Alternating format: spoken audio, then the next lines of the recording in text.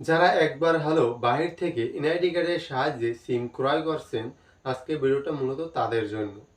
হ্যাঁ, অনেক অসাধু ব্যবসায়ী আছে যাদের কাছে সিম ক্রয় করতে গেলে তারা আপনার এনআইডি কার্ড দিয়ে একাধিক সিম রেজিস্ট্রেশন করে রাখে এবং সেই রেজিস্ট্রেশনকৃত সিমগুলো পরবর্তীতে অবৈধভাবে বিক্রি করে এবং সেই অবৈধ সিমগুলো দ্বারা যদি কোনো অবৈধ কাজ হয়, তার দায়ভার সম্পূর্ণ কিন্তু আপনার উপরেই বর্তাবে।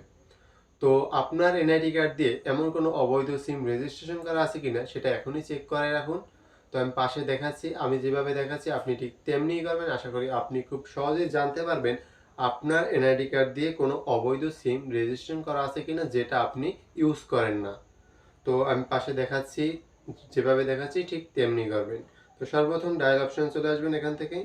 তো ডায়াল অপশন এসে এখানে টাইপ করবেন *16001#।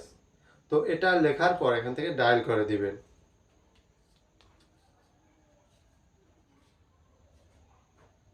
তো ডায়াল করার পর এরকম একটা মেসেজ অপশন আসবে। তো এখানে আপনার এনআইডি কার্ডে যে লাস্ট 4 ডিজিট মানে লাস্টের যে 4টে ডিজিট সেটা বসিয়ে দিবেন। যেমন এখানে লাস্ট 4টে ডিজিট দেখাচ্ছে, আমার লাস্টের দিকে যে 4টে ডিজিট আছে সেই 4টে ডিজিট দেখে দেখে টাইপ করে দিবেন। তো আমি এখান থেকে 4টে ডিজিট টাইপ করে দিচ্ছি। টাইপ করার পর জাস্ট সেন্ড বাটনে ক্লিক দিবেন। এখান থেকে সেন্ড বাটনে ক্লিক দিলাম।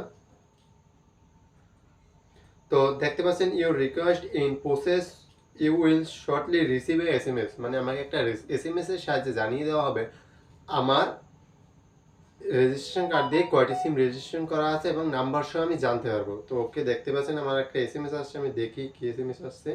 তো ক্লিক দিলাম। তো দেখতে পাচ্ছেন এখানে আমার নাম্বার দিয়ে 4টে সিম রেজিস্ট্রেশন করা আছে। এখানে 4টে সিম, আপনার বেশিও আসতে পারে, আপনার 2টাও আসতে পারে, মানে আপনার এনআইডি কার্ড দিয়ে কয়টা সিম রেজিস্ট্রেশন করা আছে সেটাই দেখাবে। তো আপনি একটু চেক করবেন যে এর মধ্যে কয়টা সিম আপনি ইউজ করছেন।